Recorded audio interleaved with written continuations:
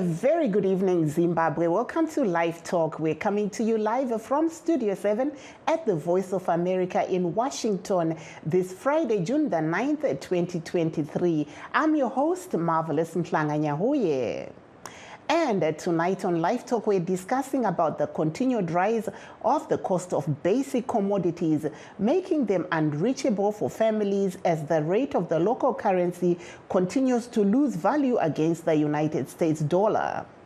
As the Zimbabwe dollar continues to slide against the US dollar, with one greenback selling for over Zimbabwean dollar 4,800 in the Reserve Bank of Zimbabwe foreign exchange auction, and between Zimbabwean dollar 8,000 and Zimbabwean dollar 10,000 on the parallel market, some economists are urging the government to engage stakeholders instead of coming up with different ways and measures every week that are not helping.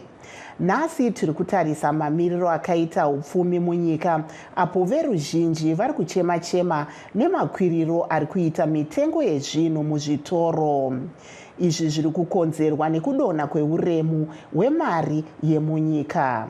But before we delve into our main topic, let's take a look at what is happening at the South African courts, where Faujenke Kayishema, who is accused of ordering the killing of 2,000 people hiding in a church during Rwanda's 1994 genocide, was in court in South Africa on Friday, where the number of fraud and immigration charges against him were significantly increased.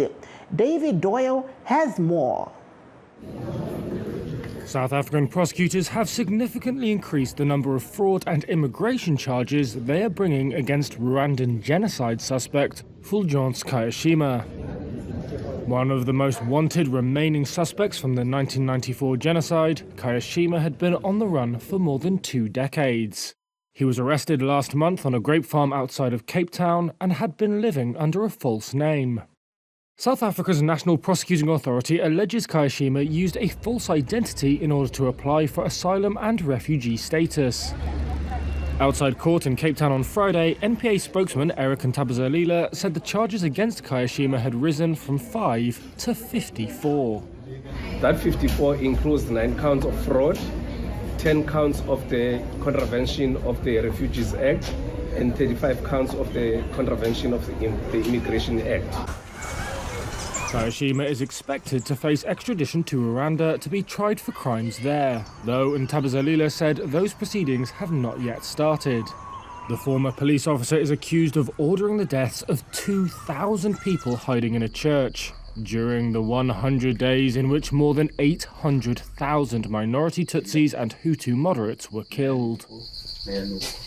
The case in South Africa has been postponed until June 20th for Kayishema's defense team to consult, at which point he could apply for bail.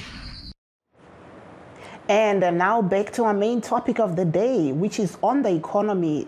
The continued increase of prices of sanitary ware, amongst other goods, is driving women and girls to use unhygienic products, with health experts and sexual health advocates warning of health risks. A father with 2 daughters, Innocent Jenge, told Studio 7 reporter Rutendo Mawere the situation is becoming unbearable. Let's hear what he had to say.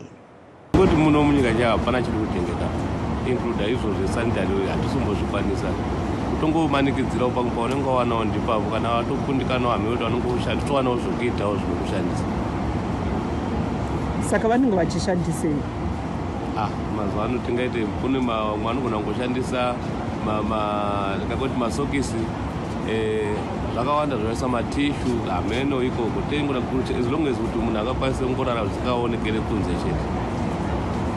Zvii zvamungashuvira panyaya yesanitary ware?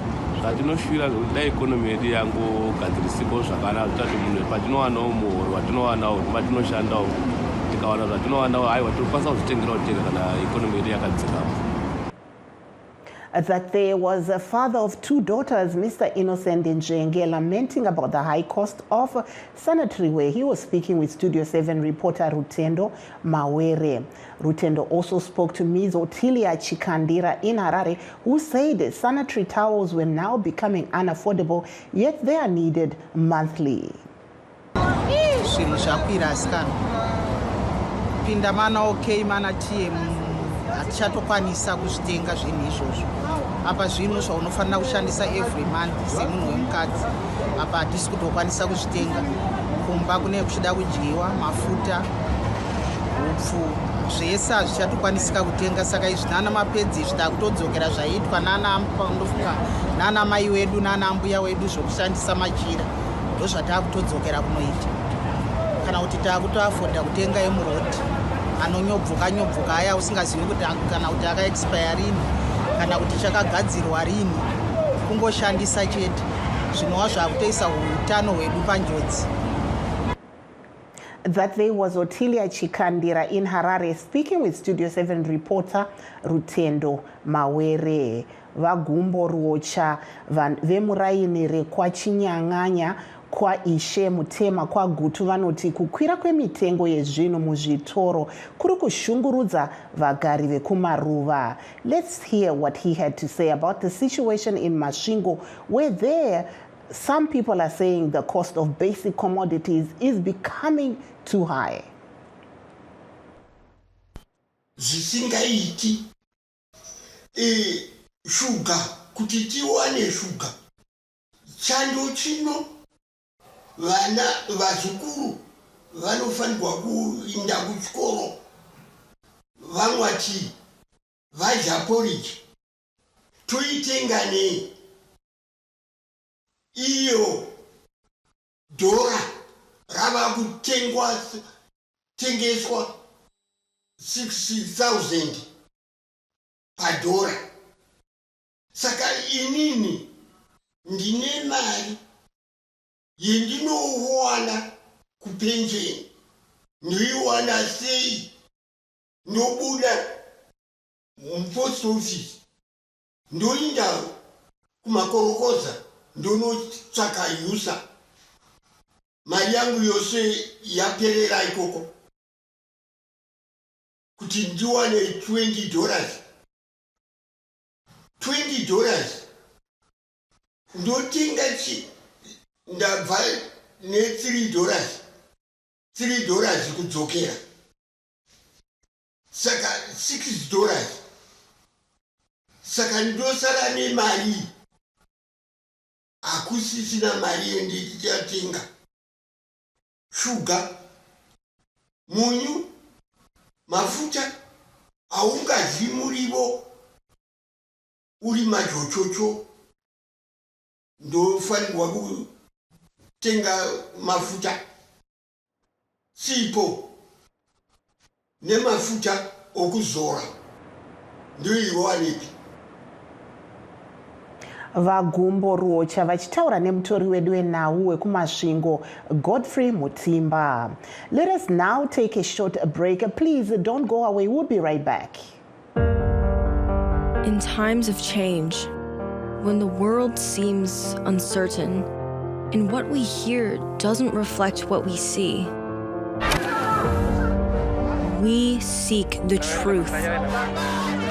When we are told only part of the story, we lose trust.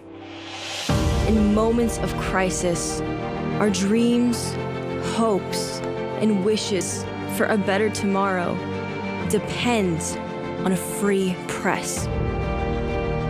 At Voice of America, we bring you the stories that people take risks to see.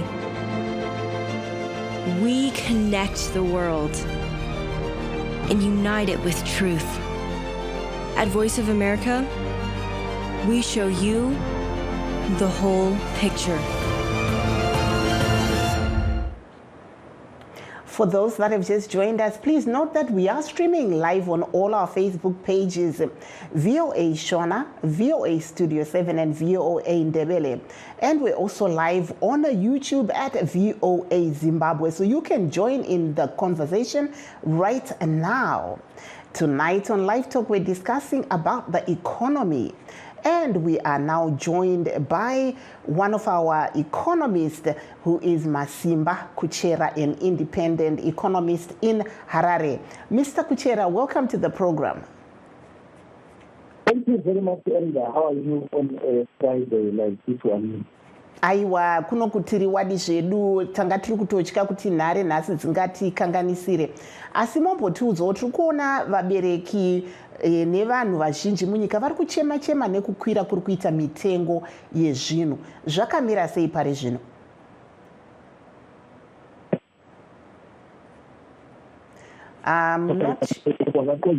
Taura yenyu. Taura yenyu. Zvakafanira kukwira kwemitengo kwakakonzerwa nenyaya yekuterera kweZimbabwe dollar. Mitengo kukwira mumasupamaketi muzvitoro mitengo yemaZimbabwe dollar. Tinotarirawo kuti isusu zvinhu munyika vanotambira maZimbabwe dollar. Saka tasvika panguva yekuti mari dzatakaitirwa muchikwama pakupera kwaMei kana kupera kwaTwelve dzichakwane kuti dziraramise vanhu. Musarangarira imweni kuti zvikapera Zimbabwe Statistical Office ZIMSTAT yakaburitsa nyaya yokuti neConsumer Council of Zimbabwe ndo vakaburitsa nyaya yekuti kwakudiwa 1 million Zimbabwe dollars kuti vanhu vararame. Asi nekufamba kuri kuita mitengo taona kuti 1 million dollars chaichainenge chisingakwani kuti vanhu vatanhatu. Saka zviri kuitika ndezvekuti paisika kuderera kweuremo hweZimbabwean dollar nezvikonzero zvakasiyana-siyana zvasati mitengo inge ichikwira kusvika pakutoti chingwa chaakutoitawo 10,000 Zimbabwean dollars. Apawo pane musiyano pakati pe-auction rate kana kuti mari iri kunzi ndo inofanira kutengwa nedhola nereserve bank nemari iri kushandiswa vanhu kutenga. And ndofunga kuti ndo panofanira kunge paine kugadzirika kwedambudziko redu. Tinofanira kuona kuti vanhu vari kutenga mari vari kumboiwana kupi, nekuti kana RBZ ichiti tinofanira kuwana 4,800 yekutenga mari kuti vanhu vari kuburitsa mari dzakaita sana 8,000 9,000 taakufanira kuongorora kuti mari idzodzo dziri kuzoburitswa nevanhu dzinoita kuti RBZ inge isingareuchi. Maybe if I may just ask you in English, you have just said that, right now for a family to really survive in Zimbabwe, how much does it need? Let's say a family of 4. How much local currency does a family of 4 need to be able to survive in Zimbabwe? And also, why do you think we're seeing all the escalation of prices at this point in time? So as of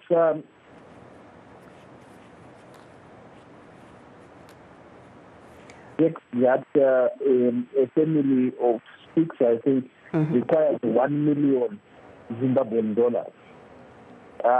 That's the local currency that we have. And what we are saying is that the decline in currency is caused by several factors. But we can't ignore a couple of them. The first one is that the RBZ has prescribed a rate which is now perhaps about 5,000. But people are not adhering to that. People are getting more than 8,000, 9,000 for a dollar. So we need to investigate where that money is coming from. That's the first thing. The second thing that I think we need to look at, we need a social contract between government, retailers, and consumers in terms of also ensuring that consumers don't lose out, because the consumers now who are being charged 3-4 times more in last week are consumers who received their pay package in May. So it means that we need an emergency salary in June before you even get to the middle of the month for us to be able to manage this. So I think it's now important for government not to come with regulations, but to come with an open mind of listening to the people listening to the retailers, listening to business, and also listening to the consumers to find out what it is. Thank you so much, there, Mr. Masimba Kuchera, the independent economist here with us on the program. We're now going to go to our caller in South Africa. Caller Makadi Enyu. Tete makadiko na baba Masimba Kuchera ne vatariri ne vatiriri vose ve Studio 7 in the VOA Ndebele ve Studio 7. Apa tiri kutaura nanuko? Kutaura baba Moyo. Taurai tinzwe vamoyo, imi makanga muri kuZimbabwe zvii zvamakaonawo tichitarisa mitengo yezvinhu nezvimwewo zvakadaro? Mutengo yezvinhu sezvatara baba vasimba vakuchera nababa vari kuchera gutu nanamai nababa vaitora nhau yemasanitary pads. Zvinhu zvinoratidza kuti zvakaoma nokuti patanga tiri kumusha $1 yaichinjwa ne1000 kana kuti 20 randiwo chingochinjwawo ne1000. Saka taakuona izvozvi yakusvika mu7-10,000. Zvinhu zvodudza zvinhu zvakaoma. Wozi pandakambopinda mupost office waiona line yemabond note yanga isina vanhu vaimateerera, vanga vari vanhu vakawanda uya kuma-US$. Senhau yatora baba vari kwagoto inorwadza zvikuru nokuti kana munhu achindopuwa mari yake yepension $20, I remember kuti baba wangu gore rakapera muna December wakanitumawo kupost office ndaifunga kuti chinopuwa mari yakawanda yanga $28 yepension. Saka nhau yenyika yedu yeZimbabwe inorwadza zvikuru nokuti zvinopa tsitsi. Tandonyanya kuti wadzikare inyaya yechikafu inyanya sadza. Sadza ndio rakakosha kuvanhu vakawanda nokuti vanhu vakawanda vanotambudzika. Ndakasvika aitengeswa hupfu mukapu. Tikatarisa kuona kugweru vanhu vakawanda vaizama bhozi mari yavanowanza kushandisa kugweru mabondi note havatomade, vanoda mari yemarandi, mari yema-US$.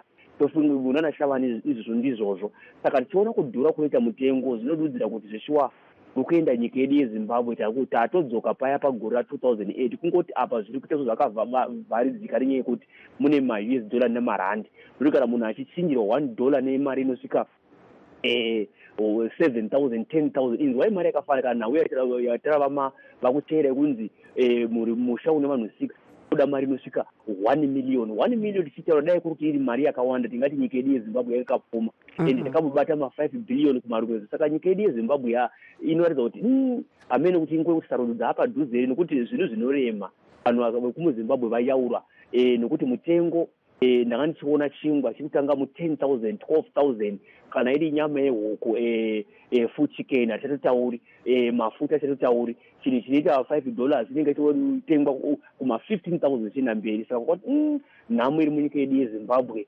yakaoma tete kwataisvika. Ende futi chinorwadza tasaimone mari dzinohora vanhu vacho ndo mari shoma kuti kana munhu achihora vakawanda kana munhu atoti mari yakawanda inenge iri $100 $150 kana kachira vehurumende ma$150 $200 kusvinda mberi chidare iri mari shoma kuti kana vachinge vakaenda kunotenga zvinopisa tsitsi. Unoona vanhu vakawanda vakamirira pamatiu kana vaida kutenga muda kuti mune keshi here ndishandise kadhi rangu. Inhamo iri mukati menyika yedu yeZimbabwe zvinopisa tsitsi kuti tichitarisa nyaya yatira baba wemasanitary pads kuti vanhu vanoshandisa masokisi kana kuti matishu uye futi tishu ariiti like seni ndine mwana wangu mwana musikana anotora mazuva mazhinji. Saka zvinhu zvinorwadza zvakafana izvozvo kuti zvinhu zvakafana masanitary pads aifana kuchipa asi nyaya kuti izvozvo kuti nyika yedu yeZimbabwe vakundikana kutonga. Even munonzwa kana nenyanzvi dzezveupfumi vanotaura zvakakosha, nyanzvi dzezveupfumi dzino zvakakosha asi nyaya kuti maleader kana havateereri maideas ema-analyst ezveupfumi vanoziva nezveeconomy havavateereri. Saka zvinhu zvinonyadzisa kana chota pasvika nyika yeZimbabwe inhamo neurombo kuti vanhu vakawanda tete vari kutambudzika. Ichi rinondorwadza kuti ndakafa mukati menyika yeZimbabwe munoona kapu yehupfu yaitengeswa $1 ende uchiona vanhu veisati. Saka what about now zvinhu zvaakudhura tarisai muone $1 US$, now yakuchenjwa ne10,000 $7,000 Zimbabwean bond. It is ridiculous.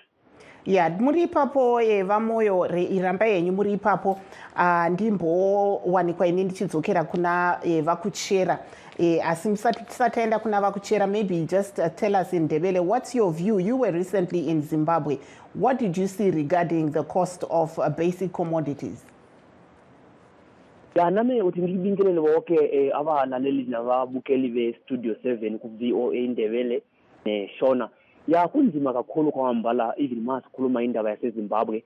Ya ngibe ngikhona lapha eShabani eGweru naseKwekwwe ngakhamba ezindawo eziningi khulu kwamambala abantu bayasogola ngesikhathi leso even masikhuluma nje $1 US dollar echangewa nge-1000 so nyamhla njesi iyachangewa nge-7,000 10,000 so into le iyakhombisa ukuthi lapha siyakhona kunzima kakhulu even mawuzwa ubaba loya ukuthi imali yakhe yepensheni uyahola $20 and abanye baningi bathatha 4 months bangayithatha imali zabo lapha so kuyakhombisa ukuthi lapha siyakhona njengelizwe leZimbabwe even uyamuzwa even ubaba kuchela uyakhuluma kuhle nje ngema-analyst economy bayakhuluma ukuthi i-government yethu abalaleli even mabona izinto zidura kangaka kufane nesingwa sibiza 10,000 masikhuluma nge-food chicken ibiza imali eningi kakhulu almost 200,000 so uyabona ukuthi imali le yaseZimbabwe iyasikhombisa ukuthi akuna lapha siyakhona njengelizwe leZimbabwe kuyasibuyisela ngesikhathi sika-2009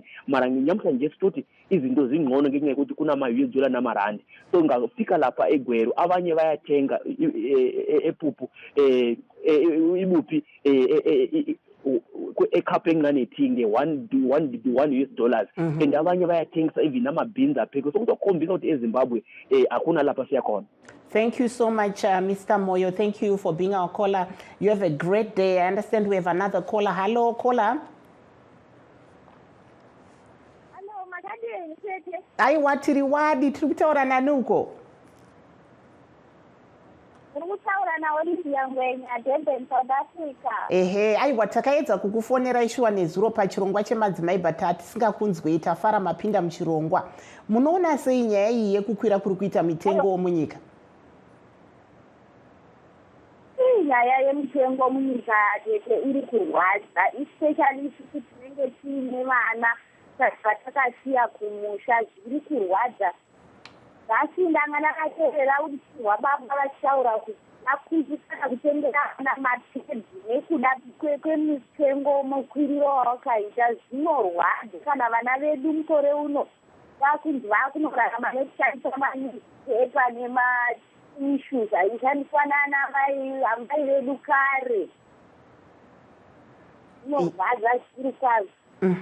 Kadai gavhumendi yambopindirawo hayo yazama kana kuisa price control vafambe vachigadzirisa mitengo nekuti izvezvizvi tikatarisa kuno kuSouth Africa.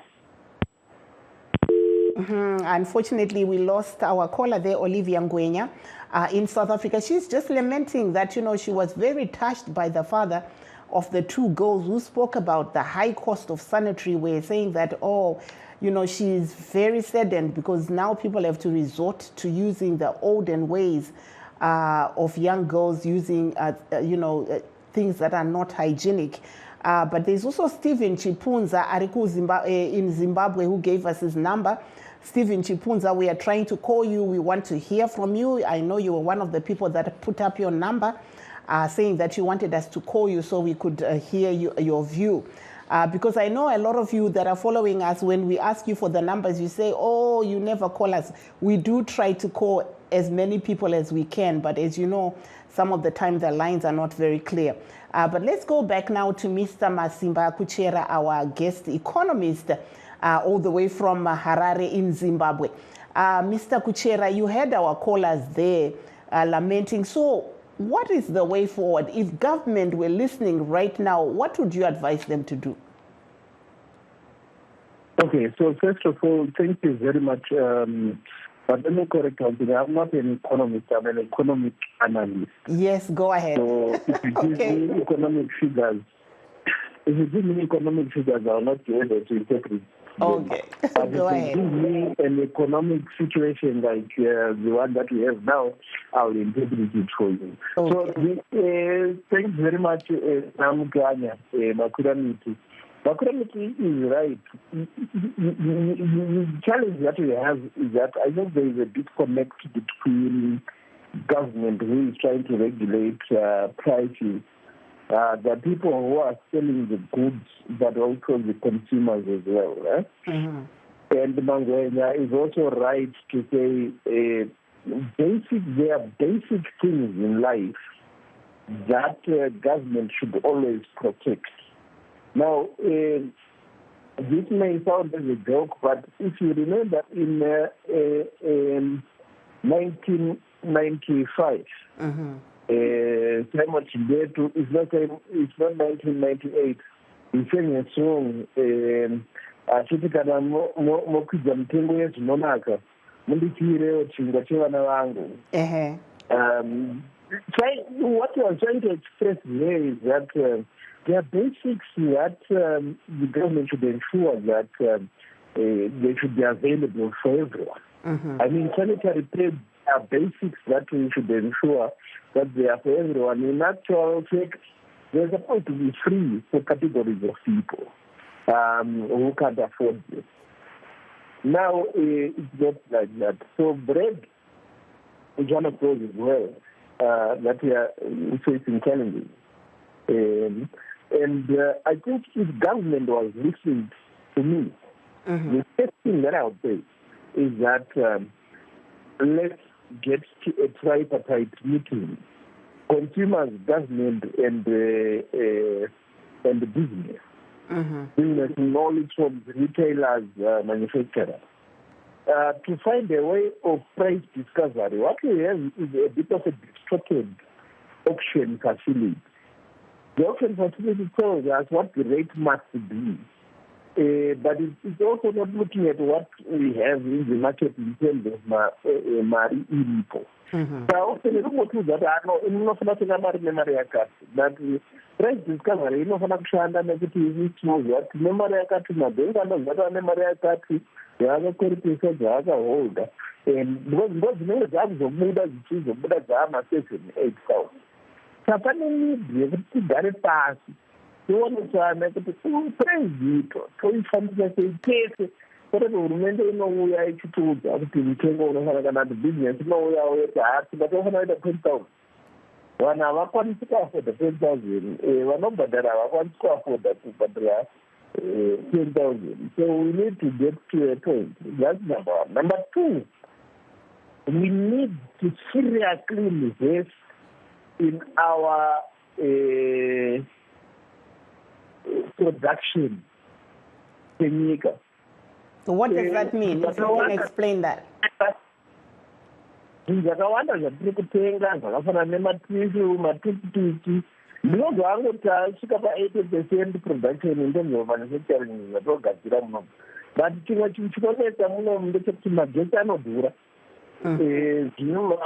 Ma-input anodhura, saka zvinhu zvatogadzira munomu zvinoramba zvichidhurira. Toenda kuchina, toenda kuSouth Africa. Kana mucharangarira muchaziva kuti taimbotsvaka huku kubva kuBrazil. Asi izvi zvinenge iripo nemamwe makambani anoita zvehuku, sori kuadvertise. Asi muchaona kuti ndozvinhu zvatofuna kugadzirisa kuita kuti izvi zvatinotenga munomu nezvinhu zvatinoshandisa kugadzira munomu zvinenge zviri competitive. Mitengo isanyanya kukwira zvakanyanya.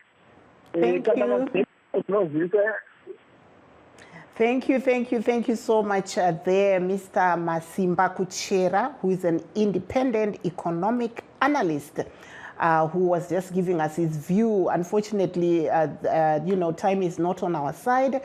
So we would like to thank you also, our listeners, and those that were following and those that will watch us after the show. That brings us to the end of our show. I'm Marvelous Mhlanga Nyahuye signing off in Washington, saying have a very good night and a great weekend ahead wherever you are. Good night.